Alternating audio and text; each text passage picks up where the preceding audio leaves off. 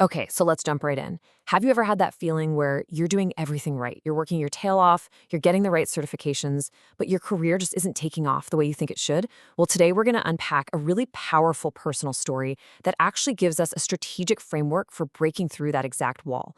It's all about turning that quiet competence into real, tangible influence. So, this is the starting point, a super firm belief, rooted in patriotism and a very clear plan to build a career at home. This isn't just a casual thought. For the author, Shiela Cancino, this was a core principle she built her entire professional life on. It's a pretty powerful statement of intent. And that brings us to a really critical question, one that I think affects all of us. What happens when the very things that guide you, your professional comfort zone, what if they actually become the walls of a trap? What if staying right where you are is the riskiest move you can possibly make? This leads us right to the first major hurdle, what we're calling the invisibility trap. You know what this is? It's that deep-seated belief that just doing great work, head down, is going to be enough to get you noticed. But as we're about to see, that's almost never the whole story. And here is where the math just gets brutal. The belief on the left, it makes perfect sense, right? I'm a certified public accountant, I work really hard, so of course I can support my family.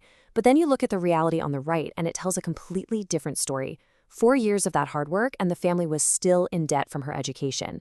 This is that gut punch moment where the whole hard work is enough strategy just starts to fall apart. So that painful disconnect, it forces a huge turning point. We're calling it a reluctant first move. And reluctant is the key word here.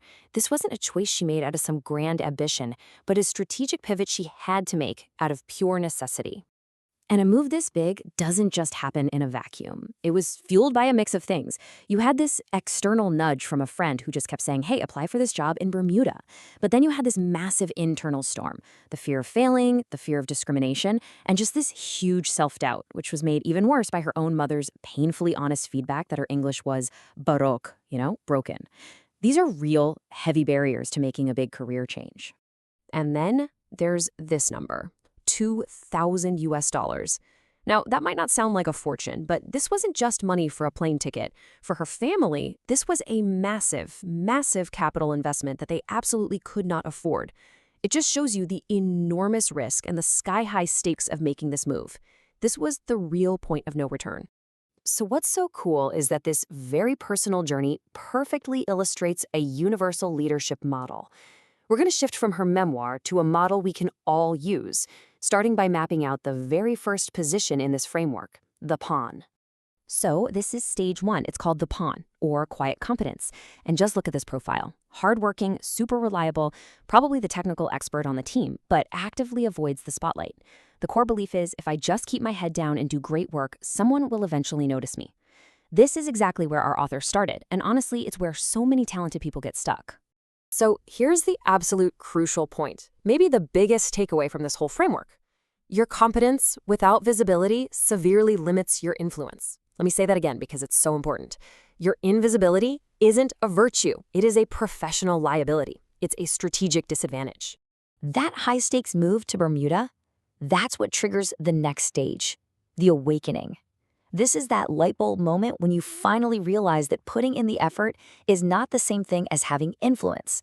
And your mindset has to shift from just doing good work to strategically making sure your good work is visible. So what can we pull from this journey? Let's break down 2 huge leadership insights, some strategic lessons from the game board that you can actually apply to your own career. All right, insight number 1, exposure is a non-negotiable catalyst. Let me be clear. You cannot evolve your strategy from inside your comfort zone. Forcing yourself into a completely new environment, it's not just a nice to have for your personal growth. It's the essential ingredient, the catalyst for a true shift in perspective.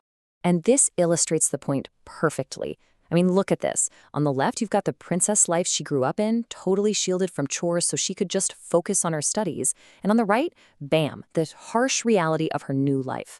Learning these basic life skills, it wasn't just about chores. It was a fundamental rewiring of her entire worldview. That, right there, is the power of exposure. The second big insight. This one reframes a really common misconception. Your support network is not a crutch. Asking for help isn't a sign of weakness. It is a strategic asset. The most successful people out there know they don't get to the top alone. They strategically build and leverage their social capital. And let's just see how this played out in the story. This wasn't just a bunch of lucky breaks. It was a whole portfolio of assets. You had financial capital from Auntie Emily, who loaned that critical $2,000. You had logistical support from Mam Ramirez, who let her use her bank account. You had local knowledge from a contact on Friendster, of all places. And then you had a community that provided a place to live and immediate guidance.